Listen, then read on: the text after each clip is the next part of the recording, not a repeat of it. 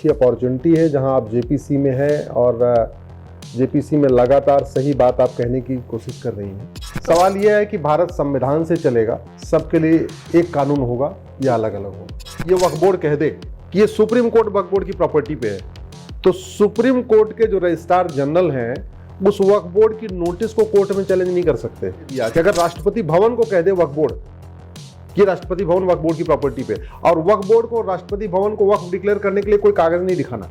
मदनी हो गए, बुखारी हो गए, बड़े बड़े पॉलिटिशियन, इन्होंने वक्फ बोर्ड के नाम पे 2-2 हजार एकड़ जमीन, 3-3 हजार एकड़ जमीन वक्फ बोर्ड के नाम पे इकट्ठा कर लिया है, उस पे फार्म हाउस खोल दिया है। आज हम जिनसे मिलने वाले हैं, वो हमारे साथ जो शख्स है वो बहुत ही बड़ा व्यक्तित्व है। सुप्रीम कोर्ट के ऑनरेबल लॉयर, आपके सभी के जाने माने अश्विनी कुमार उपाध्याय जी, मेधा सुक्तम की ओर से हम बहुत बहुत धन्यवाद, बहुत बहुत धन्यवाद दीदी, बहुत बहुत धन्यवाद। आजकल आप YouTube पे और सारे सोशल मीडिया पे छाए हुए हैं। पूरे देश में एक चर्चा है कि वक्फ बोर्ड का अमेंडमेंट बिल आने वाला है और हमारी नजरें आप पर भी है। मैं भी जेपीसी में काम कर रही हूँ और ज़्यादातर जेपीसी में जो अंदर होता है मैं बात नहीं कर पाती बाहर, क्योंकि ये अलाउड नहीं है।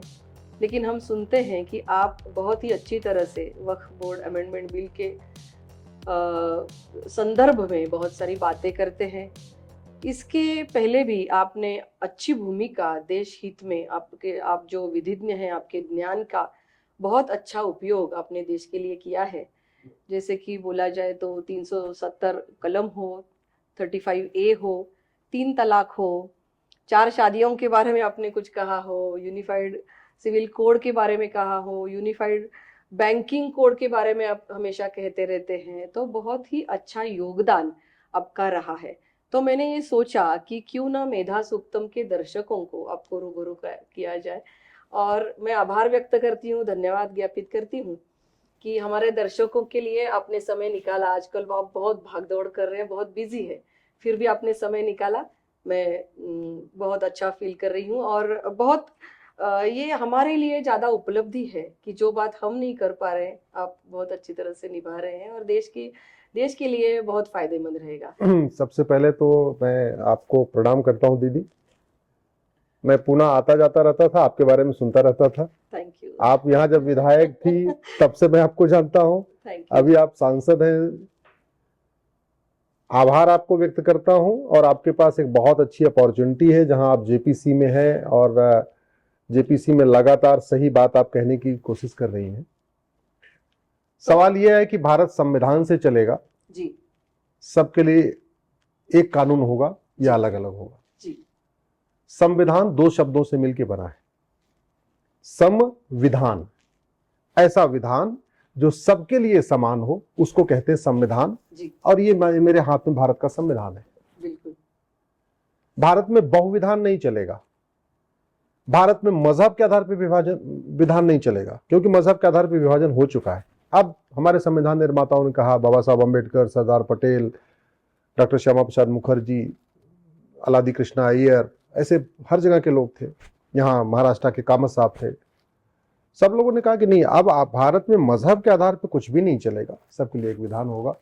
मेरी कोशिश यही है कि भारत में एक देश एक विधान हो, इसलिए मैंने यूनिफॉर्म सिविल कोड के लिए पीआईएल फाइल किया है, यूनिफॉर्म पुलिस कोड के लिए फाइल किया है, यूनिफॉर्म एडमिनिस्ट्रेटिव कोड के लिए फाइल किया है। शायद पीआईएल है आपके? मेरी 200 सुप्रीम कोर्ट और इसके हाई कोर्ट, सुप्रीम कोर्ट में 200 है। यूनिफॉर्म जुडिशियल कोड के लिए है, यूनिफॉर्म टैक्स कोड के लिए है, यूनिफॉर्म लेबर कोड के लिए है। ऐसे मेरी करीब 200 पीआईएल है, हाई कोर्ट सुप्रीम कोर्ट मिला के। मैं बेसिकली इंजीनियर था और इंजीनियरिंग मैंने अपनी छोड़ी थी इसी काम के लिए। अच्छा। हाँ, मैं पहले मारुति में था, वहाँ छोड़ा मैंने इसी काम के लिए कि अब चलेंगे, अब सुप्रीम कोर्ट चलेंगे, वहाँ से देश की सेवा करेंगे। तो पहला सवाल हम इनसे पूछते हैं कि ये वक्फ क्या है और ऐसा कानून क्यों बनाया गया जो अलग अलग मजहब के लिए अलग अलग, हमारे देश में ऐसा बोर्ड क्यों बनाया गया, और अब क्या रिक्वायरमेंट है कि अमेंडमेंट किया जा रहा है, इसके बारे में अगर आप हमें जानकारी दे। ये दीदी मेरे हाथ में वक्फ एक्ट है जी। शुरुआत इसकी अंग्रेजों ने किया था 1917 में जी। उसके बाद फिर 1954 में इसको नेहरू जी ने बनाया, फिर इंदिरा जी ने इसको मजबूत किया, उसके बाद राजीव गांधी जी ने इसको बदला। 1995 में नरसिम्हा राव जी ने पुराना जितना चल रहा था सबको खत्म करके एक नया बना दिया। 2013 में जाते जाते मनमोहन सिंह जी ने इसको और बदल दिया। वक्फ का मतलब होता है दान करना, वक्फ का मतलब होता है चैरिटी करना, डोनेट करना। तो जैसे हिंदू, जैन, बौद्ध, सिख दान कहते हैं, उसी को मुस्लिम्स वक्फ कहते हैं, उसी को क्रिश्चियन चैरिटी कहते हैं। बात एक ही है। अब दुर्भाग्य आप देखिए, हम कहते हैं भारत में संविधान है।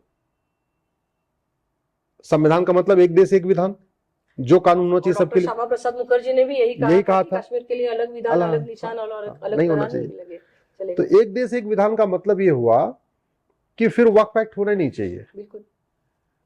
अगर वक्फ एक्ट है तो हिंदू के लिए हिंदू बोर्ड और हिंदू ट्रिब्यूनल क्यों नहीं है? जैन के लिए जैन बोर्ड, जैन ट्रिब्यूनल क्यों नहीं है? बौद्ध के लिए बौद्ध बोर्ड, बौद्ध ट्रिब्यूनल क्यों नहीं है? यहूदी के लिए अपना बोर्ड, अपना ट्रिब्यूनल क्यों नहीं है? बहाई के लिए अपना बोर्ड, अपना ट्रिब्यूनल क्यों नहीं है? पारसी रहते हैं भारत में, उनके लिए अपना बोर्ड, अपना ट्रिब्यूनल। ऐसे लगभग 100 रिलीजन भारत में रहते हैं, 100 बिलीफ को फॉलो करने वाले भारत में रहते हैं, किसी के लिए नहीं है। तो ये वक्फ का मतलब दान करना होता है, कोई रॉकेट साइंस नहीं है। ये वक्फ कोई ऐसी चीज नहीं है केवल मुस्लिम करते हैं। भारत में सबसे ज्यादा वक्फ तो हिंदू करते हैं, सबसे ज्यादा जो वक्फ करते हैं उसको दान कहते हैं, जैन करते हैं। पूरे देश में धर्मशाला बनवाते हैं, बिरला जी बिरला मंदिर बनवाते हैं, बिरला धर्मशाला बनवाते हैं। ऐसे हमारे जितने माहेश्वरी समाज के लोग हैं, हमारे जैन क्या बोलते हैं मारवाड़ी समाज के लोग हैं, हमारे जो है वैश्य समाज के लोग हैं, अग्रवाल समाज के लोग हैं, सबसे ज्यादा चैरिटी तो वो करते हैं। अनफॉर्चुनेटली उनके लिए कोई अलग से नियम कानून नहीं है, लेकिन वक्फ के लिए है।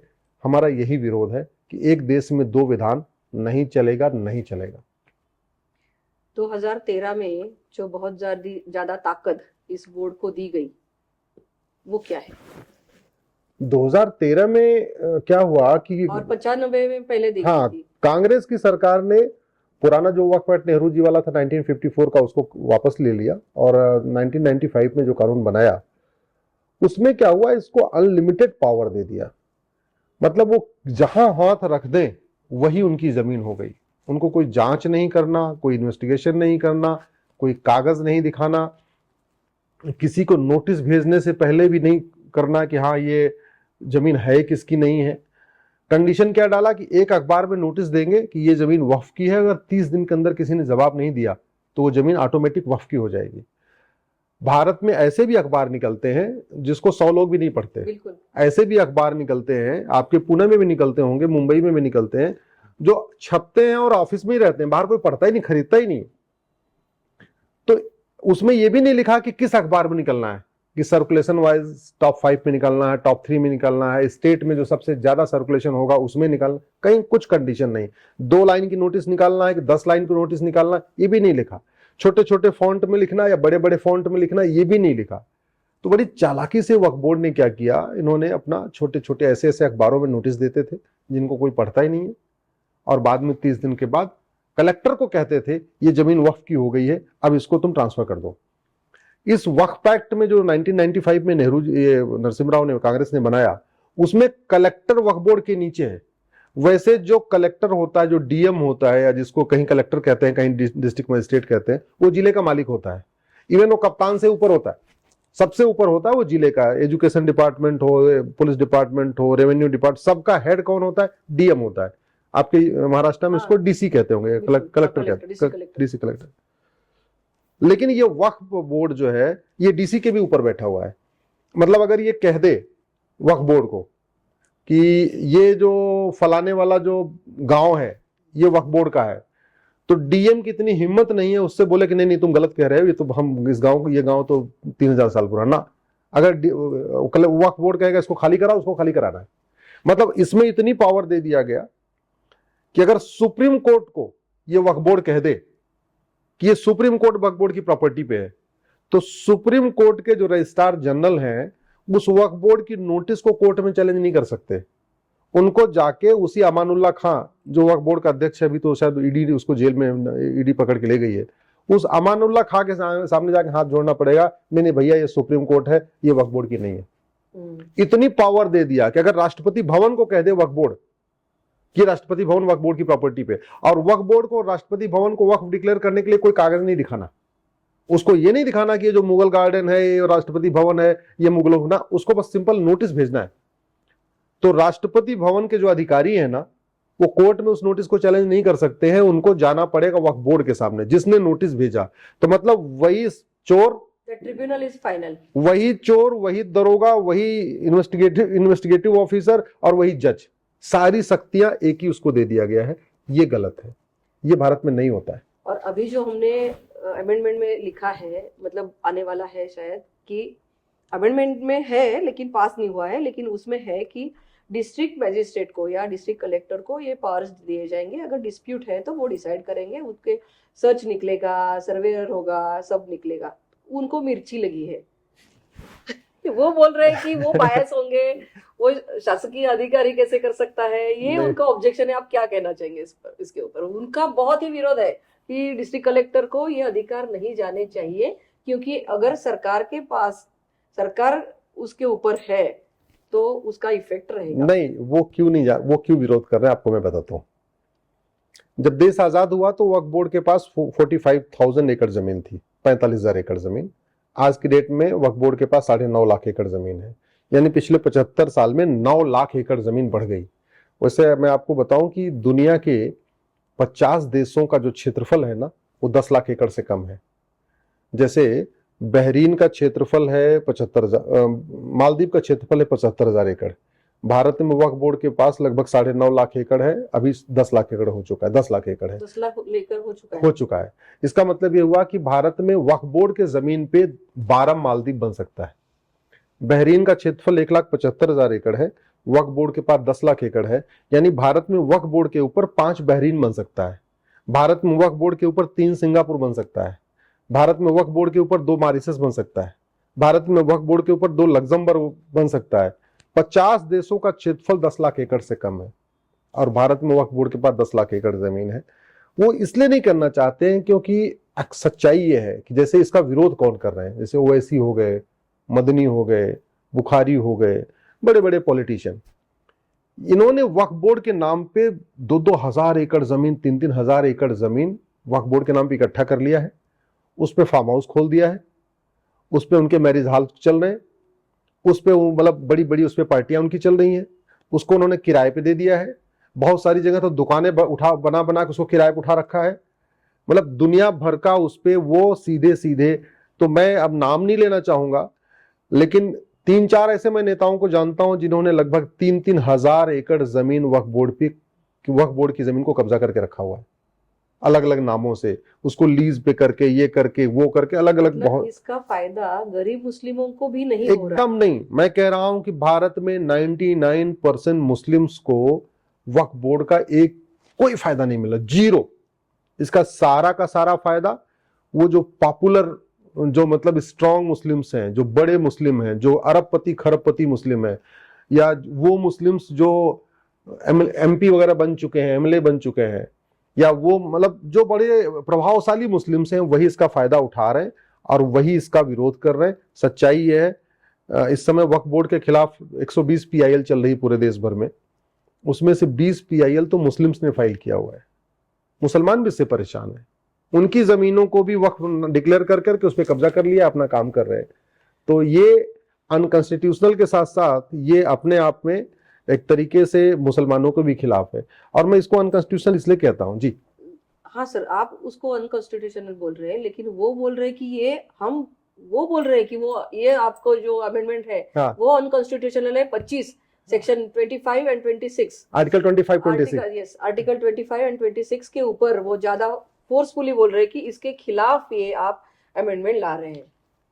देखिए, वो इसलिए बोल रहे हैं कि पहली बात तो भारत में झूठ बोलना अपराध नहीं है। संविधान ने आर्टिकल 19 में जो फ्रीडम ऑफ स्पीच दिया, वो सच बोलने की आजादी दिया था। हमारे संविधान निर्माताओं ने सोचा नहीं था कि आने वाले टाइम में इतने झूठे लोग पीपल रिप्रेजेंटेटिव बन जाएंगे, वो उन्होंने कभी सोचा ही नहीं था। तो संविधान सच बोलने का अधिकार देता, लेकिन वो फ्रीडम ऑफ स्पीच में लोग उसको झूठ बोल रहे हैं। आर्टिकल 25-26 क्या है पहले समझिए। आर्टिकल 25 ये कहता है, subject to public order, health and morality, you have the right freedom of religion. आपको अपना रिलीजन मानने की आज़ादी है, लेकिन सब्जेक्ट टू पब्लिक ऑर्डर, मतलब आप कोई अनैतिक काम नहीं करेंगे, ऐसा कोई रिलीजन मानने में काम नहीं करेंगे जिससे पब्लिक ऑर्डर डिस्टर्ब हो जाए, किसी का हेल्थ खराब हो जाए, ऐसा कोई काम नहीं करेंगे। इसलिए बहुत सारी PIL है जो जब जब हमने PIL किया, हमने 3 तलाक चैलेंज किया, ये लोग चिल्लाते रहे आर्टिकल 25 हमारा फंडामेंटल राइट है। मतलब ये तो हलाला को भी अपना फंडामेंटल राइट मानते हैं, 4 शादी को भी फंडामेंटल राइट मानते हैं, सारी जितनी इनकी कुरीतियां हैं सबको आर्टिकल 25 में कहते हैं तो हमारा कवर हो रहा है, जबकि ऐसा नहीं है। आर्टिकल 25 रीतियों का अधिकार देता है, कुरीतियों का नहीं। आर्टिकल 25 प्रथा का अधिकार देता है, कुप्रथा का नहीं। आर्टिकल 25 धर्म का अधिकार देता है, धर्मांतरण का नहीं। अच्छा। हाँ, ये तो सब आर्टिकल 25 में इन लोगों की कहानी पूरी चल रही है। हमने इसको चैलेंज किया है, हाल ही मेरी धर्मांतरण पे भी मेरी PIL चल रही है सुप्रीम कोर्ट में।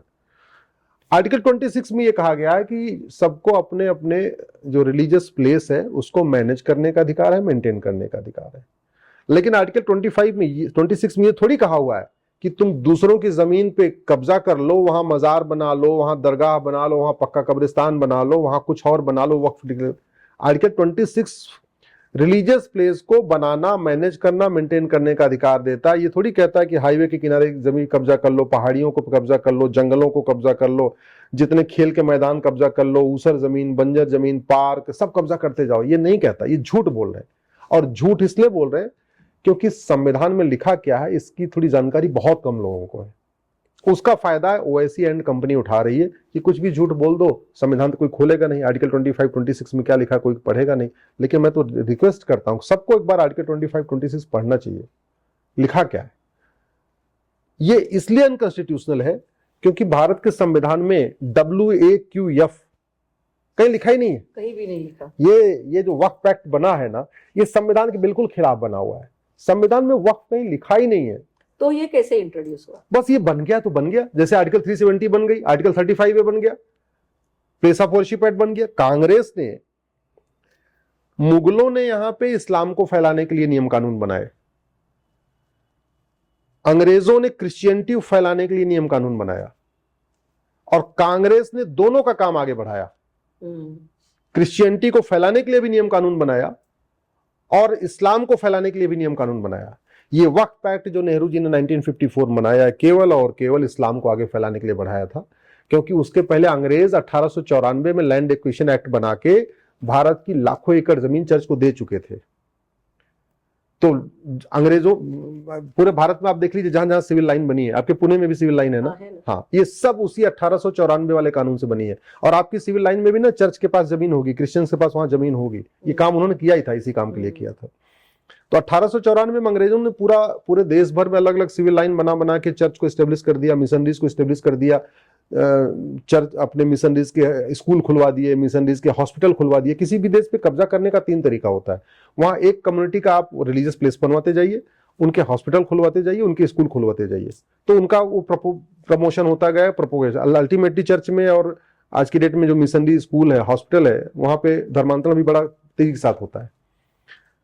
नेहरू जी ने फिर क्या किया, 1954 बनाया, बाद में बदला है। वक्फ जैसा शब्द भारत के संविधान में नहीं है। संविधान में जो शब्द यूज किया है वो चैरिटी और एंडाउमेंट, हिंदी में कहेंगे दान और धर्मस्थल। तो संविधान में जो भी कानून बनना चाहिए वो जेंडर न्यूट्रल होना चाहिए, रिलीजन न्यूट्रल होना चाहिए। तो अगर चैरिटी लिखा है तो यानी यूनिफॉर्म चैरिटी कोड बनना चाहिए। हिंदी में कहेंगे समान दान संहिता। संविधान में लिखा हुआ है इंडाउमेंट, इसका मतलब यूनिफॉर्म इंडाउमेंट कोड होना चाहिए। हिंदी में कहेंगे समान धर्मस्थल संहिता। संविधान में प्रॉपर्टी लिखा हुआ है यानी यूनिफॉर्म प्रॉपर्टी कोड होना चाहिए, समान संपत्ति संहिता। संविधान में कहीं वक्फ जैसा और मजहब के आधार पे, विभाजन मजहब के आधार पे हुआ, फिर उसके बाद मजहब के आधार पे कैसे हो जाएगा। भारत में 18 से ज्यादा ट्रिब्यूनल चल रहे हैं, एक भी ट्रिब्यूनल मजहब के आधार पे नहीं चल रहा, केवल वक्फ ट्रिब्यूनल मजहब के आधार पे है। आपका इन्वायरमेंट के लिए NGT है, जेंडर न्यूट्रल है, रिलीजन न्यूट्रल है। इनकम टैक्स के लिए अपना ट्रिब्यूनल है, GST के लिए अपना ट्रिब्यूनल है। ऐसे अलग अलग ट्रिब्यूनल चल रहे हैं, सब जेंडर न्यूट्रल, रिलीजन न्यूट्रल। केवल 2 कम्युनिटी को संविधान में छूट दिया है, एक महिलाओं और बच्चों के लिए दिया है, एक SC ST के लिए दिया है। महिलाओं बच्चों के लिए अलग से आप मंत्रालय बना सकते हैं, अलग से आप आयोग बना सकते हैं, अलग से उनके लिए योजना बना सकते हैं, अलग से उनके लिए बजट एलोकेट कर सकते हैं। ये कॉन्स्टिट्यूशन का आर्टिकल 15 कहता है। ऐसे आर्टिकल 46 में आप SC ST के लिए अलग से मंत्रालय बनाइए, अलग से कमीशन बनाइए, अलग से उनके लिए ट्रिब्यूनल बनाइए, अलग से उनके लिए बजट एलोकेट करिए, सब कुछ अलग से कर सकते हैं। दो ही कम्युनिटी, तीसरे किसी को इसमें छूट नहीं दी हुई है। वक्फ बोर्ड ये जेंडर न्यूट्रल नहीं है, वक्फ ट्रिब्यूनल भी रिलीजन न्यूट्रल नहीं है, ये एक मजहब के लिए बना है। इसलिए मैं कह रहा हूं ये अनकॉन्स्टिट्यूशनल, पूरी तरीके से अनकॉन्स्टिट्यूशनल है। आप अनकॉन्स्टिट्यूशनल भी बोलते हैं, और मैंने एक आपके वीडियो में देखा था कि अन इस्लामिक और अन कुरानिक भी बोलते हैं आप। तो ये क्या है, ये क्या है? मतलब हमेशा बाकी ओएसी और बाकी लोग तो बोलते हैं कि ये इस्लाम के तहत है, वक्फ है, ये इतना अच्छा उसका बैकग्राउंड है। वो बहुत झूठ तो बोल आप, रहे हैं। लेकिन आप बोलते हैं कि ये इस्लाम में नहीं वैसे है, कुरान में नहीं है। कहते हैं कि मुस्लिम्स को झूठ नहीं बोलते, मुस्लिम पाक होते हैं, मुस्लिम नेक होते हैं, जो ईमान वाला है उसी को मुसलमान कहते हैं, ऐसी ऐसी बातें कही जाती हैं। लेकिन ओवैसी से बड़ा झूठा आदमी मैंने देखा नहीं भारत में। सुबह से लेकर शाम तक मिसलीड करना, झूठ बोलना, गुमराह करना। ओवैसी को कॉन्स्टिट्यूशन पता है, अच्छे वकील है वो, ये मैं जानता हूं। लेकिन अच्छे वकील का मतलब थोड़ी कि झूठ बोलना। अरे वकालत का मतलब सच बोलना भी होता है। वकालत का मतलब थोड़ी कि देश विरोधी काम करना। वकालत का मतलब देश से प्रेम करना भी होता है। हमने भी वकालत किया है। अन कुरानिक क्यों है और अन इस्लामिक क्यों है, आप समझिए। जो हदीस में लिखा हुआ है, या हम अपनी बात कर लेते हैं। हम दान करते हैं तो दान में क्या करते हैं, कैश दान करते हैं। कुछ लोग गाड़ी वाड़ी भी, कार वार, वैन, एम्बुलेंस डोनेट करते हैं। कुछ लोग जमीन दान करते हैं। क्या मुझे अगर जमीन दान करना है तो आपकी जमीन पर मैं कब्जा करके दान कर सकता हूं क्या? बिल्कुल नहीं। मुझे कैश अगर डोनेट करना है तो आपकी पर्स मार के, आपका मैं पर्स छीन के उसको डोनेट कर सकता हूं क्या? नहीं। मुझे अगर कार दान करना है तो आपकी कार थोड़ी चोरी कर लूं, आपकी कार रात को चुरा ले जाऊं, उसको दान कर दूं, ये थोड़ी कर सकता हूं। शब्द जो यूज किया है कि जो भी आपको वक्फ करना है वो पाक होना चाहिए, हलाल होना चाहिए और नेक तरीके से कमाया होना चाहिए। इसका मतलब कि हमारी जो पुश्तैनी जमीन है और हमारे पिताजी दादाजी ने जो नेक तरीके से, ईमानदारी से, मेहनत से कमाया, वो जमीन हम दान कर सकते हैं। या हमने अगर कोई ईमानदारी मेहनत से जमीन कमाया, उसको हम उसको दान कर सकते हैं, उसी को वक्फ कह सकते हैं। तो मुस्लिम भी, ये फॉर्मूला सबके लिए है, मुस्लिम पे यही फॉर्मूला होता है। जो आप जमीन वक्फ कर रहे हैं वो पाक होनी चाहिए, जायज तरीके से कमाना चाहिए, मेहनत ईमानदारी से कमाना चाहिए और खुद की होनी चाहिए या पुश्तैनी होनी चाहिए। वो बार बार जो डीएम के पास जाने का विरोध कर रहे हैं क्योंकि उन्होंने दान किया ही नहीं है, वो अवैध कब्जा करके बैठे हुए हैं। अब इस्लाम की जो डेफिनेशन है उसके हिसाब से मुगलों की प्रॉपर्टी वक्फ हो ही नहीं सकती है। मुगलों को, उनके नवाबों को, उनके निजामों को, उनके जागीरदारों को, उनके जमींदारों को वक्फ करने का अधिकार ही नहीं है। क्यों? क्योंकि जितने भी मुगल थे, बाबर, हुमायूं, तुगलक, गजनी, गोरी, जितने भी, खिलजी, ऐबक जो भी हैं, वो अपने गांव से कोई जमीन लेके थोड़ी आए थे। वो तो यहां आए, उन्होंने हत्या किया, बलात्कार किया, आगजनी करवाया, गांव के गांव खाली करवाए, उस पर कब्जा कर लिया। तो वो जमीन तो नापाक हो गई, वो जमीन तो हराम हो गई, वो जमीन जायज हुई नहीं, वो जमीन हलाल हुई नहीं। तो फिर आप उसको दान कैसे कर सकते हैं? इसलिए इस्लामिक कुरान के हिसाब से और हदीस के हिसाब से मुगलों, निजामों, उनके नवाबों, उनके जागीरदारों, उनको जमींदारों को वक्फ का अधिकार ही नहीं था। अब आते हैं हम आजादी के बाद। आजादी के समय भारत में वक्फ बोर्ड के पास 45,000 एकड़ या 50,000 एकड़ मान लीजिए। आज के देश में भारत के पास, वक्फ बोर्ड के पास 10 लाख एकड़, यानी लगभग 9.5 लाख एकड़ जमीन बढ़ गई पिछले 75 साल में। ओवैसी साहब के परिवार ने वक्फ किया नहीं। या तो आप जेपीसी में एक बार आप पूछ लेना, भैया आपके परिवार ने कितना वक्फ किया बताओ। बुखारी की फैमिली ने कोई वक्फ किया नहीं, मदनी की फैमिली ने कुछ वक्फ किया नहीं, दुरानी की फैमिली ने कोई वक्फ किया नहीं। ये मैं जो नाम क्यों ले रहा हूं आपको बताऊं, बड़े बड़े नाम। क्योंकि भारत में 99% जो मुस्लिम है वो कन्वर्टेड हिंदू है। इनको मैं मुस्लिम कहता भी नहीं, इसलिए मैं उनके लिए जो वर्ड यूज करता हूं कन्वर्टेड हिंदू। अरब वाले भी जो भारत के 99% मुस्लिम, उनको कन्वर्टेड हिंदू ही कहते हैं, उनको हिंदू कहते हैं एक्चुअली। केवल 1% लोग हैं जो वास्तव में मुसलमान हैं, जो बाहर से आए, जैसे बुखारा से बुखारी साहब आए, दुरान से दुरानी साहब आए, मदीना से मदनी आए, ओवैसी साहब भी ईरान से आए, अफगानिस्तान से आए, ये फैमिली वहां से आई, कुछ पठान आए अफगानिस्तान से आए, ये लोग हैं मुस्लिम। अदरवाइज तो सब यहीं के कन्वर्टेड लोग हैं। अब जो यहाँ के कन्वर्टेड है जिनको तलवार के दम पे कन्वर्ट किया गया, जो पहले नापाक लोग थे उनको तलवार पे कन्वर्ट किया, उनको भी देने का अधिकार नहीं है जमीन। वो कैसे दे देंगे? उनकी जमीन जबरदस्ती आपने कब्जा करके आप कह रहे हो वक्फ है दिया, कैसे होगा? वो भी तलवार के दम पे किया। सच्चर कमेटी कहती है और बाकी ओवैसी खुद भी कहते हैं कि भाई मुसलमानों की हालत दलितों से बदतर है। जब मुसलमानों की हालत दलितों से बदतर है और मुसलमानों के पास रोटी कपड़ा मकान की व्यवस्था नहीं है तो वक्फ कैसे करेंगे वो? और ये इस मामले में ओवैसी की बात मानता हूं, क्योंकि पिछले 10 साल में 2014 के बाद से जब मोदी जी प्रधानमंत्री बने हैं, मैंने सारी योजनाओं को एनालिसिस किया। जितनी भी योजनाएं हैं, चाहे मुफ्त राशन योजना, मुफ्त अनाज योजना, मुफ्त वजीफा योजना, मुद्रा लोन योजना, सभी का फायदा ले रहे हैं। नहीं, थोड़ा बहुत नहीं, 35%। अच्छा, मिनिमम 35%। देश में मुस्लिम्स हैं 15%, जैसा वो कहते हैं जनगणना जो 2011 वाली है। लेकिन आज की डेट में सभी केंद्र सरकार की योजनाओं का 35% लेते हैं। तो जो आदमी मुफ्त में राशन ले रहा है, मुफ्त में अनाज ले रहा है, मुफ्त में दुकान ले रहा है, मुद्रा लोन ले रहा है, सब कुछ कर रहा है, वो वक्फ कैसे करेगा? बिल्कुल। जिसके पास खुद ही घर नहीं है, जिसके पास खुद की जमीन नहीं है, जिसके पास खुद का कोई दुकान मकान नहीं, वक्फ कैसे कर देगा? इसलिए वो कागज नहीं दिखाना चाहते।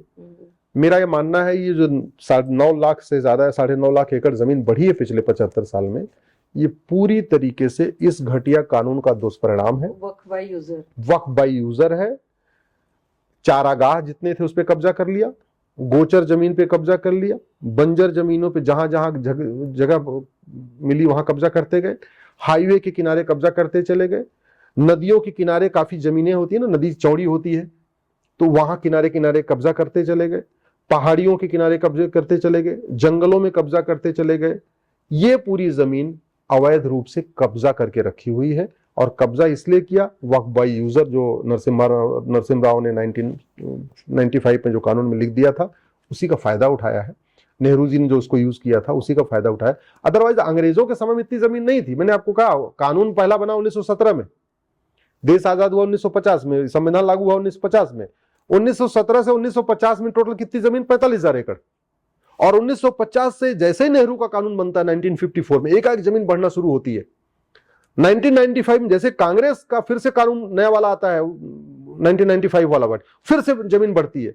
तो 1954 से 1995 तक लगभग 4.5 लाख एकड़ जमीन होती है।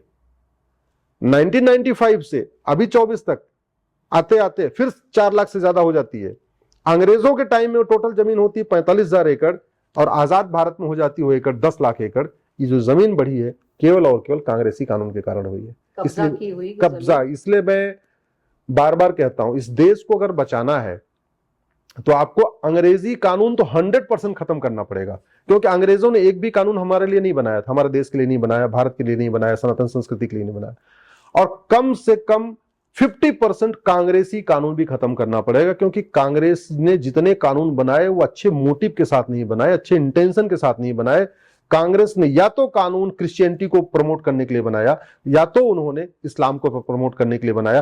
कांग्रेस ने एक भी कानून सनातन धर्म को, भारत की संस्कृति को, भारत की परंपरा को, वसुधैव कुटुंबकम की भावना को, नारी तू नारायणी की भावना को, सर्वमंगल मांगल्य की भावना को, इसको प्रमोट करने के लिए एक भी कानून नहीं बनाया। या तो उन्होंने क्रिश्चियनिटी प्रमोट करने के लिए बनाया या तो इस्लाम को प्रमोट करने के लिए बनाया। इसलिए कांग्रेसी कानूनों को खत्म करना ही पड़ेगा और कोई तरीका नहीं है। मैं सरकार का जो ये आया है इसको समर्थन करता हूं, जो 44 अमेंडमेंट आया है मैं इसका समर्थन करता हूं, पहले से अच्छा है। लेकिन एक नया सवाल ये होगा कि अगर बिरला जी धर्मशाला बना रहे हैं, बिरला जी की धर्मशाला पे मैं जाके बोलूं कि नहीं आप धर्मशाला मत बनाओ, ये तो हमारे पिताजी दादाजी ने मंदिर बनाने के लिए छोड़ा हुआ है, तो मेरा और बिरला जी का मुकदमा डिस्ट्रिक्ट कोर्ट में चलेगा। अब बिरला जी धर्मशाला बना रहे हैं और ओवैसी जाके बोले कि भैया ये यहाँ धर्मशाला मत बनाओ, हमारे अब्बू ने यहाँ पे कुछ और करने के लिए छोड़ा हुआ है, तो जानते हैं वो मुकदमा वक्फ ट्रिब्यूनल में चला जाए। मतलब खुद की केस का खुद ही जज बने, ऐसा हाँ, तो नहीं न्याय के तहत तो नहीं उनकी नहीं। इसलिए और एक सवाल मैं पूछना चाहती हूँ, जैसे कि रेलवे ट्रैक के बाजू में मज़ारे हैं, स्लम्स में मज़ारे हैं, मंदिर के बाजू में मज़ारे हैं। अब हमारे शनिवारवाड़ा जो है पुरातन वास्तु है एएसआई के अंडर, उसके बाजू में मज़ार है। बहुत सारे ऐसे मतलब पहले बोला जाता था देवगिरी प्रांत, अभी संभाजीनगर डिस्ट्रिक्ट है, वो वहाँ के बहुत सारे ऐसे मॉन्यूमेंट्स है, फोर्ट्स है सुरक्षित क्षेत्र में, और उसके बीच में मज़ार है। और मज़ार बोलते हैं कि हमारी वक्फ की प्रॉपर्टी है, ये क्या मसला है? देखिए, इसलिए तो कह रहा हूं कि ये वक्फ एक्ट ही अनकुरानिक है, अन इस्लामिक है। अजान में दिन में 5 बार क्या बोला जाता है? ला इलाहा इल्लल्लाह, अल्लाह के अलावा दूसरे किसी की इबादत नहीं करना।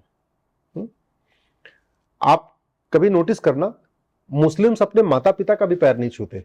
अच्छा। हाँ, जैसे हम लोग अपने माता पिता को, हम तो कहते हैं कि माँ जननी जन्म भूमि से स्वर्गादप गरियसी, भगवान श्री राम ने बोला कि माँ और मातृभूमि स्वर्ग से बढ़ के है। बिल्कुल, हम माँ को स्वर्ग से बढ़ के मानते हैं, माँ के गोद को, माँ के चरण को स्वर्ग से बढ़ के मानते हैं।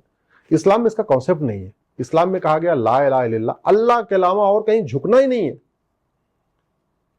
G20 का सम्मेलन हुआ था दिल्ली में, सारे राष्ट्राध्यक्ष राजघाट गए गांधी जी के समाधि स्थल पे, लेकिन अरब के सुल्तान MBS वो नहीं गए, क्योंकि राजघाट पे अगर जाके झुक गए तो ला इलाहा इल्लल्लाह वायलेट हो जाएगा। अच्छा। हाँ, इसीलिए मजार दरगाह और पक्का कब्रिस्तान बनाना, मजार दरगाह और पक्के कब्रिस्तान पे जाना, ये दोनों हराम है इस्लाम के नजरे में।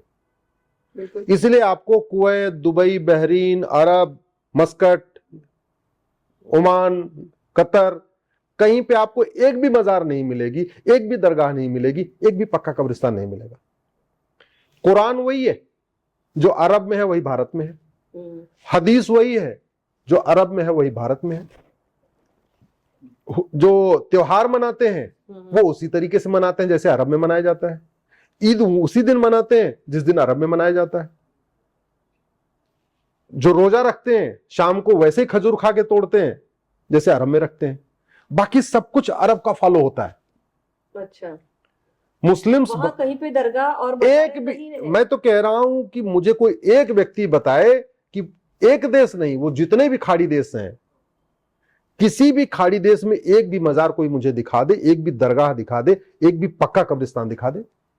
वहां के जो शेख हैं बड़े बड़े अरबपति खरबपति, उनके घर में ना बाकायदा गोल्ड की चम्मच होती है, चांदी की प्लेटें होती, चांदी की थाली में खाना खाते हो, उनकी भी कब्र पक्की नहीं होती है। अच्छा, अगर वो इतने पैसे वाले हैं, अगर वो पक्का कब्रिस्तान सिस्टम शुरू हो जाए ना, तो वो अपने कब्र के बाहर वो डायमंड जुड़वा वो तो डायमंड का कब्रिस्तान बनवा लेंगे। लेकिन भारत में हम देखते हैं कि अजमेर दरगाह पे तो बहुत सारे लोग जाते हैं, मतलब क्या बोले, मैं आपको क्या कह रहा हूं, मैं तो यही तो पूछ रहा हूं। अच्छा, आप देखिए, बाकी हर चीज पे भारत में फतवा जारी होता है जी। संगीत सुनना हराम, गाना हराम, बजाना हराम, मेकअप करना हराम, ठीक है। लेकिन बहुत से फिल्म एक्टर्स तो हैं। नहीं, फिल्म उनके ऊपर उनका फतवा काम नहीं करता। अदरवाइज आप देखिए ना, देवबंद से रोज फतवा आता रहता है, होली मनाना हराम, दिवाली मनाना हराम, होली दिवाली पे विश करना, शुभकामना देना हराम, रंग लगाना हराम। मतलब जो कुछ भारत का है वो सब हराम है। भारत का त्योहार मनाना हराम, भारत की संस्कृति को अपनाना हराम, भारत की वेशभूषा को पहनना हराम, भारत के रीति रिवाज को मनाना हराम, भारत की जीवन शैली को जीना हराम। सब कुछ हलाल कौन सा? जो अरब में चलता है। लेकिन आज तक मैं कई लोगों से पूछ चुका कि ये बताओ मुझे कि भैया वहां तो मजार दरगाह पक्का कब्रिस्तानी भारत में क्यों है, उसके ऊपर ये फतवा नहीं जारी करते। क्यों नहीं जारी करते? फायदे के लिए। फायदे के लिए, एग्जैक्टली। और इसीलिए मजार दरगाह पक्का कब्रिस्तान पे मुस्लिम नहीं जाते, कन्वीनियंटली थोड़ा भाई पैसा भी आ रहा है, मजारों से पैसा आ रहा है, दरगाह से पैसा आ रहा है, और लैंड जमीन मिल रही है।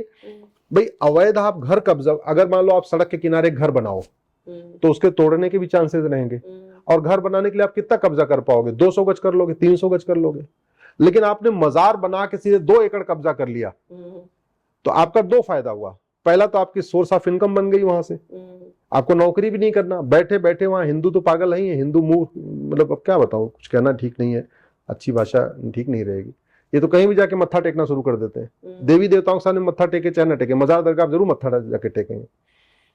अब उनको दो फायदा हुआ, जहां उनको 200 एकड़ जमीन कब्जा करते और फिर घर बनाने के लिए कहीं से लागत ना करते, तो वो क्या करते, पहले मजार बना लेते हैं और 4-6 साल में उस मजार में इतना चढ़ावा आ जाता है, उसी से वहीं बगल में घर बना लेते हैं। और ना मजार टूटेगी तो घर भी नहीं टूटेगा। फ्रंट पे मजार बन गई और पीछे तरफ बढ़िया 3 बेडरूम फिर 4 बेडरूम का फ्लैट बना लिया, मकान बना लिया, तो सोर्स ऑफ इनकम भी हो गई। बैठे बैठे वहां पे नौकरी भी नहीं करना, धंधा व्यापार भी नहीं करना, सबको झाड़ फूक मारना है, ये करना वो करना, चढ़ावा भी आ रहा है, चादर भी आ रही, धूप बत्ती भी आ रही, मिठाई भी आ रही, फल भी आ रहा है, मेवा भी आ रहा है, और बैठे बैठे अपना काम शुरू हो गया। तो ये हराम है। इसलिए तो मैं कहता हूं ये कानून मजार को, दरगाह को और पक्के कब्रिस्तान को वक्फ डिक्लेयर कर रहा है, जबकि मजार, दरगाह और पक्का कब्रिस्तान हराम है, अन इस्लामिक है, अन कुरानिक है। इसलिए मैं कहता हूं ये कानून इस्लाम के भी खिलाफ है, कुरान के भी खिलाफ है और संविधान के खिलाफ तो है ही है। बिल्कुल। और ये मजारे है ना, रेलवे ट्रैक के बाजू बाजू में है, इतना रिस्की हो गया है। कल ही घटना है कल की कि रेलवे ट्रैक के ऊपर ऐसी कुछ चीजें रखी गई थी जैसे कि वो रेलवे का एक्सीडेंट हो जाए। नहीं, और पेपर में भी जो न्यूज आई है उसमें उन्होंने नाम नहीं लिखा है कि ऐसे लोगों के नाम नहीं छपते। तो ये मीडिया भी क्या कहे। ये तो मैं कह रहा हूं ना दीदी, देखिए ये जो कुछ भारत में हो रहा है अवैध रूप से, इसके लिए मैं बहुत कुछ मानता हूं कि कहीं न कहीं हमने इसमें ठीक से नियम कानून नहीं बनाए। मैं पिछले 20 वर्षों से भारत की जो प्रॉब्लम्स है उसकी वाई एनालिसिस करता हूं। वाई एनालिसिस का मतलब जो प्रॉब्लम होती है उसमें 5 बार वाई लगाता हूं मैं, उसका रूट का समझने के लिए। रूट का मेरी दृष्टि में दीदी कोई भी भारत की समस्या लाइलाज नहीं है, भारत की कोई भी समस्या वर्ल्ड वाइड नहीं है। समस्याएं भारत में चल रही हैं और उसके लिए चारों स्तंभ जिम्मेदार हैं। विधायिका भी जिम्मेदार है, कार्यपालिका भी जिम्मेदार है, न्यायपालिका जिम्मेदार है और खबर पालिका भी जिम्मेदार है। खबर पालिका ने कभी आज तक ये डिबेट ही नहीं किया। किसी न्यूज चैनल पर बताइए जहां ये डिबेट हुआ हो कि मजार दरगाह बनाना हराम है, तो भारत में मजार दरगाह क्यों बन रही, कभी सुना आपने किसी चैनल पर? डिबेट होती नहीं। भारत में इसी तरीके से हमारे जुडिशियल सिस्टम है, हमारे जजेस को भी ये नहीं पता। क्यों नहीं पता? क्योंकि जजेस ने न कुरान पढ़ा, न उन्होंने सिस्टम को समझा, और उनको लगता है कि जैसे मंदिर है वैसे मजार है, वैसे दरगाह है। जबकि एक प्लेस ऑफ वर्शिप है, एक प्लेस ऑफ प्रेयर है। ये अलग विषय है, इस पे कभी हम फिर चर्चा करेंगे। मंदिर और मस्जिद में अंतर है, मंदिर और चर्च में अंदर है, लेकिन हमारे जजेस को लगता है कि मंदिर, मस्जिद, चर्च एक समान है। अरे भैया, एक प्लेस ऑफ वर्शिप है मंदिर, मस्जिद और चर्च प्लेस ऑफ प्रेयर है, और मजार दरगाह तो न प्लेस ऑफ वर्शिप है न प्लेस ऑफ प्रेयर है, वो केवल और केवल हराम है। वो हिंदू सारे मजार तो फेक ही होते हैं, उसके नीचे कुछ होता भी नहीं है। हम कह रहे कुछ हो भी तो, अरे भैया हिंदुओं में समाधि स्थल तो समझ में आती बात, समाधि स्थल होता है, हमारे गुरुओं के बहुत सारे समाधि स्थल है। यूपी में देवरावा बाबा का समाधि स्थल है। बौद्ध में भी एक बार चलिए, जहां पे भगवान बुद्ध ने अपना अंतिम सांस लिया, कुशीनगर में, वहां पे लोग जाके वहां पे प्रणाम करते हैं। इस्लाम में जहां पे माता पिता का पैर छूना भी जायज नहीं माना गया है, जहां दिन में 5 बार चिल्ला चिल्ला के कहा जा रहा है, लाउड स्पीकर से कहा जा रहा है, ला इलाहा इल्लल्लाह, अल्लाह के अलावा कोई इबादत नहीं। हमारे आप में क्या है, जैसे कभी कोई जैन ये नहीं लाउड स्पीकर से चिल्ला के बोलता कि हमारे तीर्थंकरों के अलावा और सब कोई भी पूजा योग्य नहीं, कभी कोई नहीं बोलता। कभी नहीं बोलते। कभी बौद्ध कभी नहीं बोलता कि हमारे भगवान बुद्ध के अलावा और कोई पूजा योग्य नहीं है। हिंदू में हम राम की पूजा करते हैं, हम कभी नहीं बोलते भगवान श्री राम के अलावा और कोई पूजा योग्य नहीं। साउथ में जो शैव है वो कभी नहीं कहते कि शंकर जी के अलावा और कोई किसी की कोई पूजा योग्य नहीं है। जो वैष्णव है वो भी नहीं कहते कि भगवान विष्णु के अलावा, सब अपनी अपनी करते हैं, दूसरों को भी कर लेते हैं। इवन हम लोगों के मंदिर में तो हनुमान जी की भी मूर्ति है, शंकर जी की मूर्ति है, विष्णु जी की भी मूर्ति है, देवी जी की भी मूर्ति है, सबकी मूर्ति है। इसलिए हमारे में कट्टरता नहीं है। कट्टरता तब आती है जब आप अपने बच्चे को ये सिखाते हो, जैसे मान लो मैं सिखाना शुरू करूं कि हनुमान जी के अलावा कोई पूजा योग्य नहीं है, हमारा बच्चा खुद ही रेडिकलाइज हो जाएगा, खुद ही हो जाएगा रेडिकलाइज। हिंदुओं में, जैन में, बौद्ध में, सिख में रेडिकलाइजेशन इसलिए नहीं होता, हम सबको मानते हैं कि सच एक ही है, उसको पाने का रास्ता अलग अलग है, अलग अलग है, एक ये डिफरेंस है। लेकिन ये जो वक्फ है, मैं मूल मुद्दे पे आता हूं, ये पूरी तरीके से अनकॉन्स्टिट्यूशनल है, अनकुरानिक है, अन इस्लामिक है। और मैं तो चाहूंगा कि जिस दिन वक्फ बोर्ड मुझे इस पे समय, आपकी जेपीसी में मुझे समय मिलेगा, मैं वहां पे आके इसको बाकायदा डिटेल प्रेजेंटेशन दूंगा, और जितने सवालों के जवाब हैं जो झूठ बोला जा रहा है आपके जेपीसी में, खासतौर पे ओवैसी या और भी जो इंडी गठबंधन के लोग जो झूठ बोल रहे हैं, उन सारे वो पूरी तरीके से, मतलब उनकी कोई लॉजिक है नहीं, उनके पास कोई आर्ग्यूमेंट नहीं है। मैं ये पूछ रहा हूं, अगर वक्फ बोर्ड चलना चाहिए तो हिंदू बोर्ड हिंदू ट्रिब्यूनल क्यों नहीं होना चाहिए, जैन बोर्ड जैन ट्रिब्यूनल क्यों नहीं होना चाहिए, बौद्ध बोर्ड बौद्ध ट्रिब्यूनल क्यों नहीं होना चाहिए, फिर एक ही कम्युनिटी के लिए क्यों? एक बार चलो माइनॉरिटी के लिए समझ में आता है, कुछ एक कानून बनाते तो भी समझ में आता है, हालांकि माइनॉरिटी के लेवल से बना नहीं सकते। विरोधी पार्टी के नॉन मुस्लिम्स भी इसके वक्फ के बोर्ड के साइड में बात करते हैं, तो वो तो ऐसे है कि जैसे मुस्लिम तो करेंगे, हाँ, लेकिन ये भी उनको क्या हो गया मालूम नहीं, अपना खुद की आइडेंटिटी भूल गए ऐसा लगता है नहीं कि वो भी उतने उससे डबल वॉइस में चिल्ला चिल्ला के बोलते। अब मैं नाम नहीं लूंगी और मुझे अंदर की बात बाहर बताना भी अलाउड नहीं है तो मैं बताऊंगी नहीं, लेकिन बहुत ऐसा हल्ला गुल्ला करके ज्यादा उनका सपोर्ट करने का उन्होंने क्या ठाना है? मतलब भारत के प्रति उनको कोई प्रेम नहीं है, देशभक्ति नहीं है, अपने धर्म के ऊपर निष्ठा नहीं है, क्या है? कहाँ बिक गई उनकी निष्ठा? एक कहावत है दीदी, बाप बड़ा ना भैया, सबसे बड़ा रुपया। ओके, ठीक है, सारा खेल पैसे का है। कुछ लोगों को खाड़ी देशों से हवाला के जरिए फंडिंग आती है, कुछ लोगों को वेस्ट कंट्रीज से एफसीआरए के जरिए फंडिंग आती है, अच्छा, कुछ लोगों के वाइफ के एनजीओज हैं उससे फंडिंग हो जाती है, कुछ लोगों के माता पिता के नाम पे एनजीओ चल रहा है उनको फंडिंग हो जाती है। अच्छा, तो कोई मॉनिटर नहीं करता? ये अलाउड कैसे है? ये सबसे बड़ी समस्या है। अब आपको क्या बताऊं, यहाँ पे मेरी तो एक पीआईएल चल रही है यूनिफॉर्म बैंकिंग कोड पे। मैं तो चाहूंगा सब आप लोग एक बार uniform banking code Ashwini Upadhyay Google करिएगा। 50,000 करोड़ रुपए भारत को बर्बाद करने के लिए हर साल आ रहा है, और आ रहा है जो बाहर की बैंकें जिनकी ब्रांच भारत में है, जैसे एचएसबीसी हो गया, अमेरिकन एक्सप्रेस हो गया, वेस्टर्न यूनियन हो गया, ऐसे बहुत सारी बैंकें जिनके भारत में ब्रांचेज हैं, वो बाहर से फंडिंग कर रही है, आरटीजीएस एनईएफटी को यूज करती हैं। आरटीजीएस हमारा आरबीआई का सॉफ्टवेयर के लिए देखता है कि कोड क्या हुआ, अगर उसमें आरटीजीएस एनईएफटी है तो उसको डोमेस्टिक ट्रांजेक्शन मान लेता है, और आ रहा है पैसा बाहर से। बहुत बड़ा खेल चल रहा है। प्लस भारत के अंदर जो ड्रग स्मगलिंग का पैसा इकट्ठा हो रहा है, भारत के अंदर ड्रग स्मगलिंग से बहुत बड़ा पैसा इकट्ठा हो रहा है, और हमारे लिए बहुत बड़ा नुकसान ये है कि सबसे ज्यादा जो ड्रग घर में जा रही है वो हमारे आपके बच्चों के बीच में जा रही है। ऐसा कोई स्कूल, ऐसा कोई कॉलेज आप पुणे में देख लीजिएगा, आप पता कर लीजिएगा, मैं आपको बता रहा हूं, मैं नाम नहीं लेना चाहूंगा, मैं दिल्ली एनसीआर में देख रहा हूं, ऐसा कोई लॉ कॉलेज, ऐसा कोई मेडिकल कॉलेज, ऐसा कोई एमबीए कॉलेज, ऐसा कोई इंजीनियरिंग कॉलेज नहीं है जहां पे ड्रग नहीं बिक रही है, गांजा, अफीम, चरस, कोकीन नहीं बिक रही है। अंदर कैसे आती है? अंदर इसलिए आती है, एक तो हमारा कानून घटिया है, और करप्शन, घुसपैठी भी है, और दूसरा सबसे बड़ी बात कि हमारी न्यायपालिका सड़ चुकी है, मुकदमों का फैसला जल्दी होता नहीं है। अगर नार्को पॉलीग्राफ ब्रेन मैपिंग इनका कर किया जाए तो फटाफट मुकदमे का फैसला हो जाएगा। सुप्रीम कोर्ट का 2010 का जजमेंट आ गया कि नहीं जी, आप नार्को पॉलीग्राफ ब्रेन मैपिंग करेंगे तो आर्टिकल 20 का वायलेशन हो जाएगा। आर्टिकल 20 में लिखा हुआ है कि आप किसी को मजबूर नहीं कर सकते अपने खिलाफ गवाही देने के लिए, लेकिन जब ये संविधान बन रहा था तो व्हाट्सएप था ही नहीं, ऑनलाइन सिस्टम था ही नहीं, narco polygraph brain mapping test के लिए फैसिलिटी पैदा होगी हमारे संविधान में सोचा नहीं था। संविधान का इंटरप्रिटेशन हमेशा वर्तमान परिस्थितियों के हिसाब से करना चाहिए।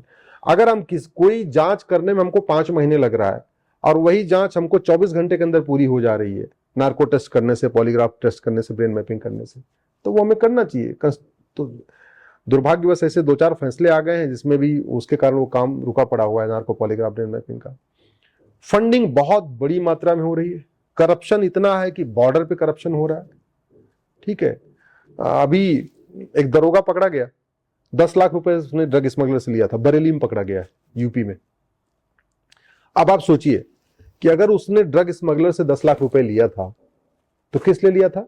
ड्रग स्मगलर को ड्रग बेचने की छूट देने के लिए। अब दरोगा अगर 10 लाख रुपए ले लेगा तो ड्रग स्मगलर ड्रग का काम रोकेगा नहीं, और ज्यादा करेगा, क्योंकि जो 10 लाख दे दिया उसको भी निकालना है उससे ना। भारत में करप्शन सनातन संस्कृति के लिए, सनातन धर्म के लिए बहुत बड़ा खतरा है। जासूसी पैसे के लिए हो रही है, देश से गद्दारी पैसे के लिए हो रही है, अवैध हथियार पैसे के लिए आ रहा है, ब्लैक मनी से आ रहा है। मणिपुर जल रहा है ब्लैक मनी के कारण, फॉरेन फंडिंग के कारण। नागालैंड, मिजोरम, मेघालय हिंदू थर्ड क्लास जिंदगी जी रहे हैं। वहां पे जो अलगाववादियों की पूरी फंडिंग हो रही है ब्लैक मनी से हो रही है या तो बाहर से हो रही है, फॉरेन फंडिंग होती है FCRA वगैरह के जरिए। घुसपैठिए बॉर्डर पे आके 2000 रुपए देते हैं, अंदर आ जाते हैं। अंदर आते हैं 2000 रुपए में आधार बनवा लेते हैं, 2000 में राशन कार्ड बनवा लेते हैं, 2000 रुपए में बर्थ सर्टिफिकेट, 2-3 हजार रुपए में डोमिसाइल सर्टिफिकेट, 3000 रुपए में ड्राइविंग लाइसेंस सब बनवा लेते हैं। 10 से 12 हजार रुपए में 4-5 डॉक्यूमेंट बनवा लेते हैं, फिर जनधन खाता खोल लेते हैं और मुफ्त में अनाज, मुफ्त राशन, मुफ्त में मकान, मुफ्त में दुकान, मुफ्त में वजीफा, ये सारा कर लेते हैं। कैसे हो रहा है? पैसे के कारण। मतलब 15,000 रुपए लगाते हैं और 2 साल के अंदर सरकार से 5 लाख रुपए का मुद्रा लोन, ये लोन, वो लोन, वजीफा सब ले लेते हैं, सब ले लेते हैं। वैसा मैंने ये भी सुना है कि वो हिंदू नाम लेके आते हैं अंदर। हाँ, 2014 के पहले इस पे मेरी दीदी एक PIL है, सुप्रीम कोर्ट में चल रही है। जब मैंने 2017 में PIL फाइल किया था तो मैंने कहा था कि इस समय 5 करोड़ आ चुके हैं। 5 करोड़ लोग घुसपैठिए 2017 में। 17 में अभी तो 24 में, अभी तो ज्यादा है, तो 5.5 करोड़ के आसपास हो चुके हैं। फिर उनके बच्चे भी यहाँ पैदा हो रहे हैं लगातार। 2014 के पहले जब तक कांग्रेस की सरकार थी, ये घुसपैठिए अपने असली नाम से सारे डॉक्यूमेंट बनवाते थे। 2014 के बाद जैसे ही बीजेपी सरकार आई, केंद्र में मोदी जी आए और अलग अलग राज्यों में भी बीजेपी की सरकार बन गई। जैसे 2017 में यूपी में बीजेपी की सरकार बन गई, आपके महाराष्ट्र में बीजेपी की सरकार बन गई, असम में बन गई, उड़ीसा में अब बन गई है। अब इन्होंने स्ट्रेटजी बदल दिया है। अब ये घुसपैठिए जहां बीजेपी की सरकार है, स्टेट गवर्नमेंट, वहां ये हिंदू नाम से सारे डॉक्यूमेंट बनवा रहे हैं, और जहां नॉन बीजेपी है, बंगाल हो गया, केरल हो गया, वहां अभी भी अपने असली नाम से बनवा रहे हैं। 4-5 साल के बाद जो बड़ी योजना चल रही इनकी, ये पूरे देश भर में कन्वर्जन शुरू करेंगे। कहेंगे भैया हिंदू धर्म खराब है, ये है, छुआछूत है, मंदिर नहीं जाने देते, ये नहीं करने देते, और फिर कहेंगे हम तुझे कन्वर्ट होकर इस्लाम कबूल कर रहे हैं। एक्चुअल में है वो सारे मुस्लिम, वो केवल भारत में अपना डॉक्यूमेंट बनवाने के लिए हिंदू बने हैं। तो भारत के लिए बहुत बड़ा खतरा आया है। दुर्भाग्यवश इस पे ठीक से न तो जागरूकता हो पा रही, न चर्चा हो पा रही है। तो ये पूरे दुनिया को ऐसे, दुनिया में ये दिखाएंगे कि देखो भैया, ये तो हर शहर में पता चला, एक संडे को, एक फ्राइडे को पूना में 10,000 लोग कन्वर्ट हो रहे हैं, अगले फ्राइडे को मुंबई में 10,000 लोग कन्वर्ट हो रहे हैं, अगले फ्राइडे को कोल्हापुर में कन्वर्ट हो रहे हैं, अगले फ्राइडे को नागपुर में कन्वर्ट हो रहे हैं। एक पूरी 2028-29 के आसपास, 28 में पूरा चेन शुरू होगी। पूरे देश में हर फ्राइडे को 10-10 हजार लोग कन्वर्ट होंगे। बड़ी बड़ी खबरें बनेगी, BBC छापेगा, इंटरनेशनल मीडिया छापेगा, अल जजीरा उसको छापेगा कि देखिए हिंदुस्तान में किस तरीके से बड़े पैमाने पर लोग इस्लाम को कबूल कर रहे हैं। और मूल कारण क्या? पैसा। इसलिए मैं कहता हूं, अगर भारत को बचाना है, भारत की संस्कृति को बचाना है, तो भ्रष्टाचार को देशद्रोह घोषित करना पड़ेगा। जितनी सजा बलात्कारियों को होती है, वही सजा भ्रष्टाचारियों को मिलेगी, तब जाके भ्रष्टाचार रुकेगा। फर्जी डॉक्यूमेंट्स अगर बनवाए जा फर्जी रहे हैं, डॉक्यूमेंट, हाँ, सजा बड़ी होनी चाहिए। आप जरा सोचो ना, पहले भारत में क्या होता था, प्रेगनेंसी के दौरान टेस्ट करा लेते थे अल्ट्रासाउंड पे कि बेटा है कि बेटी, और जैसे ही पता चलता था कि बेटी है तो उसको एबॉर्ट करा देते, एबॉर्शन करा लेते थे। नतीजा क्या था कि पहले लड़के और लड़की का रेशियो 850 से 1000 था। 850 लड़की तो 1000 लड़के। सरकार ने कानून बनाया, उसमें कठोर प्रावधान किया, उसमें यह भी किया कि अगर जो टेस्ट करेगा उसका लाइसेंस रद्द हो जाएगा, उसकी अल्ट्रासाउंड की मशीन रद्द हो जाएगी। 3 साल की सजा का उसमें प्रावधान कर दिया। टेस्ट कराने वाले को भी सजा, टेस्ट करवाने वाले को भी सजा। फिर उसमें यह भी लिख दिया कि जगह जगह आपको जहां जहां आपका मशीन है, अल्ट्रासाउंड टेस्ट होता है, वहां आपको लिखना पड़ेगा, नोटिस लगाना पड़ेगा कि हाँ अल्ट्रासाउंड यहाँ पे लिंग परीक्षण नहीं होता। उस कानून का परिणाम यह हुआ दीदी कि कम से कम 1 करोड़ बेटियां बच गई जो पेट में मरने वाली थी।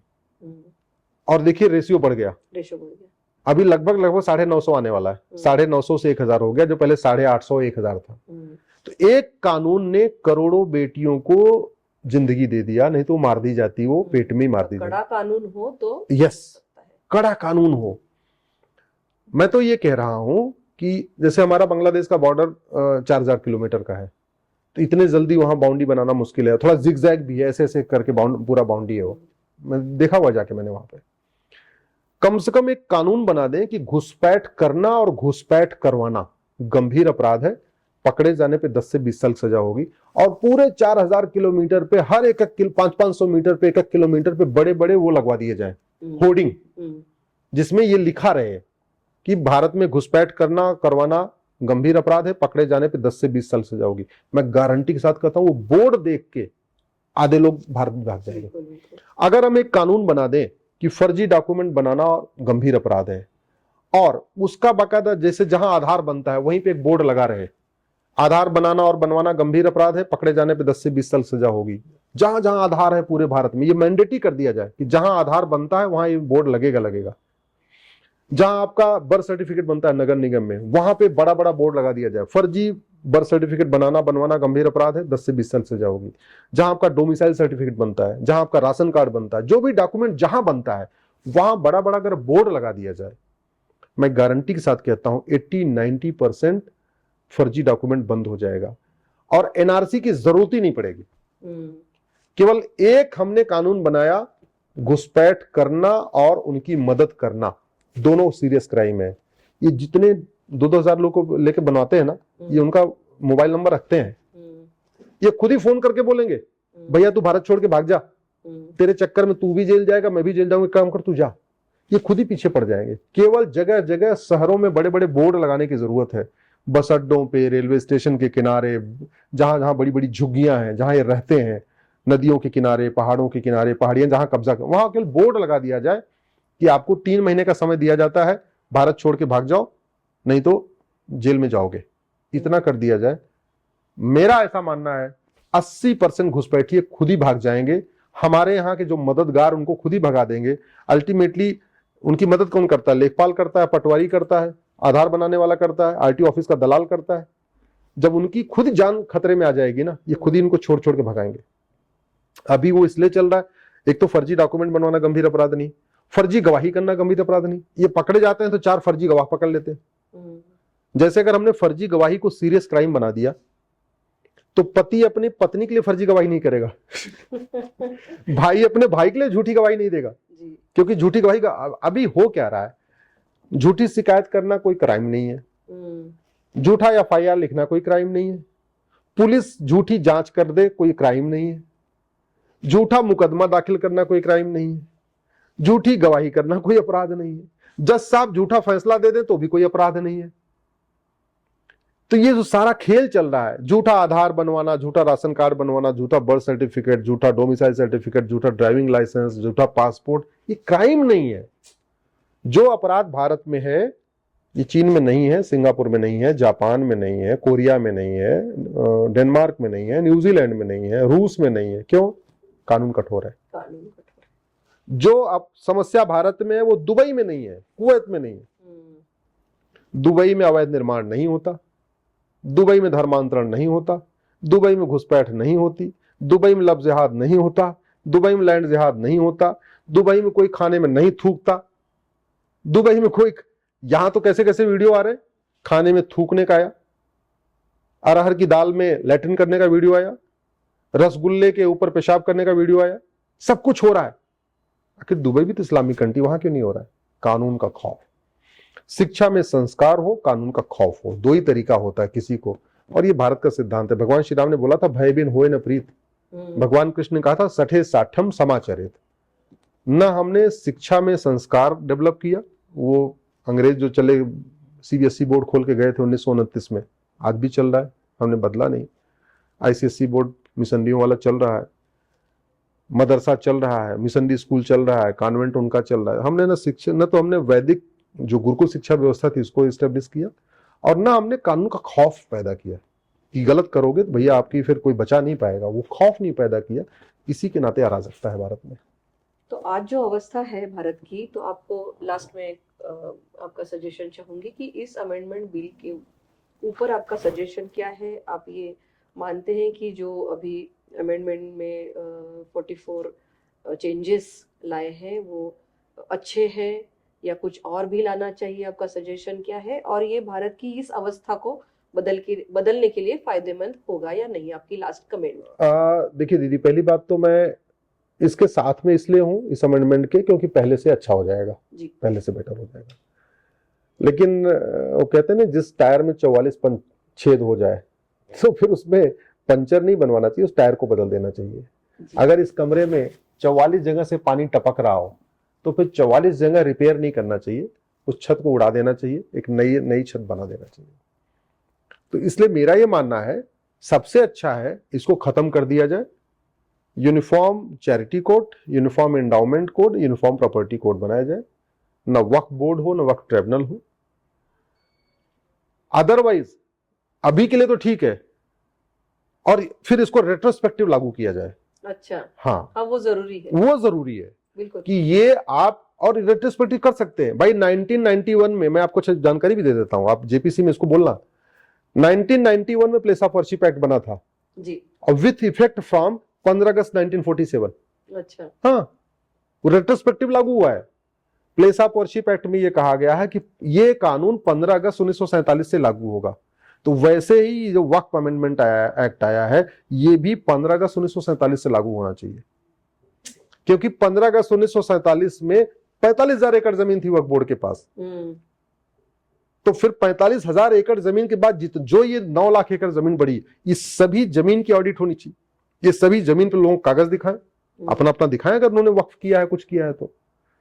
और मिड टर्म ये सोल्यूशन अच्छा है बिल्कुल, लेकिन फाइनल सोल्यूशन एक देश एक विधान मांग रहा है हिंदुस्तान। सबके लिए एक कानून होना चाहिए। मजहब के आधार पे कोई योजना नहीं, मजहब के आधार पे कोई मंत्रालय नहीं, मजहब के आधार पे कोई बोर्ड नहीं, मजहब के आधार पे कोई ट्रिब्यूनल नहीं, क्योंकि मजहब के आधार पे एक बार विभाजन हो चुका है। अगर अभी भी हम मजहब के आधार पे बोर्ड, ट्रिब्यूनल और कमीशन और मंत्रालय बनाएंगे, उसके आधार पे योजना चलाएंगे, तो अगले विभाजन इसी विशेष दर्जे के कारण होगा। इसलिए ये नहीं होना चाहिए। और मैं इसलिए सबसे रिक्वेस्ट भी कर रहा हूं कि सब लोग इस पे ज्यादा से ज्यादा लोग अपने अपने ईमेल भेजें, बिल्कुल, सबसे ज्यादा मैक्सिमम अपनी बात शेयर थोड़ा आप आह्वान भी कीजिए हाँ, हमारे दर्शकों को। मैं सबसे रिक्वेस्ट यही कर रहा हूं कि सब लोग, अभी टाइम अपने पास बचा हुआ है और 13 तारीख तक बढ़ा भी गया है। 13 तारीख तक बढ़ा रखा है, तो फटाफट इस पे अपना ईमेल भेजना शुरू करिए। ईमेल आईडी आपके मिल जाएगी, वो हो सकता है आपके व्हाट्सएप पे आ भी गई हो। आपको जो ठीक लगता है, आप अमेंडमेंट का समर्थन करते हैं तो लिखिए हम इस अमेंडमेंट का समर्थन करते हैं, लेकिन बाद में ये भी आप लिख सकते हैं कि अल्टीमेटली हमको यूनिफॉर्म एंडाउमेंट कोड चाहिए, समान दान संहिता, समान धर्मस्थ संहिता, समान संपत्ति संहिता चाहिए। एक देश एक विधान मांग रहा है हिंदुस्तान। बहुत बहुत धन्यवाद आपका। ये तो बहुत बड़ा सब्जेक्ट है, बहुत सालों से चला आ रहा है, और इस अमेंडमेंट बिल के उपरांत ये प्रयास है केंद्र शासन का कि इस सभी को एक बार रिवाइज किया जाए। जैसे कि मैंने एक जानकारी ली थी कि उत्तर प्रदेश में वक्फ बोर्ड के वक्फ बाय यूजर जो है वो 1 लाख से ज्यादा है, वक्फ बाय डीड जो है 8,600 है, वक्फ अलाल औलाद है 1,900 है। मतलब 8,600 और 1,900 के बाकी जो बचे हैं वो सारी वक्फ बाय यूजर है, मतलब वो सब बेकायदा है। तो ऐसे सारे मुद्दों के ऊपर ये अमेंडमेंट काम कर रहा है, और आप भी आपका योगदान दें। जितने भी व्यूअर्स ये देख रहे हैं, भाई साहब का बहुत अच्छा मार्गदर्शन रहा, बहुत अच्छा ज्ञान हमें मिला इस एक्ट के बारे में, अमेंडमेंट के बारे में, ओरिजिनल क्या था, इस्लाम धर्म क्या कहता है, शरीयत क्या कहता है, कुरान क्या कहता है इसके बारे में आपने, और संविधान क्या कहता है। सबसे ज्यादा महत्वपूर्ण ये है कि संविधान क्या कहता है, और किसी धर्म के ऊपर संविधान। एक बात और बता दूं, हाँ जी, ये बार ओवैसी इसको जो फ्रीडम ऑफ रिलीजन और आर्टिकल 25 सिस्टम ले जा रहे हैं, जी जी, ये मैटर आर्टिकल 25-26 का नहीं है, ये प्योरली लैंड का मैटर है, जमीन का मामला है। और जमीन का मामला हमेशा डिस्ट्रिक्ट कोर्ट से डिसाइड होता है, अलग से ट्रिब्यूनल से नहीं होता। जो भारत में ट्रिब्यूनल चल रहे हैं वो किसी जमीन के लिए नहीं चल रहे हैं, ये केवल वक्फ ट्रिब्यूनल है, जमीन का मैटर डिसाइड करता है। जमीन का मैटर सिविल प्रोसीजर कोड है 1908 में बना हुआ, उससे डिसाइड होगा। उसको चकबंदी अधिकारी, एसओसी, डीडीसी, यहाँ आपके यहाँ कुछ अलग टर्म यूज करते होंगे, कलेक्टर, हाँ वो यूज करते हैं, लेकिन ये कोई ट्रिब्यूनल वगैरह डिसाइड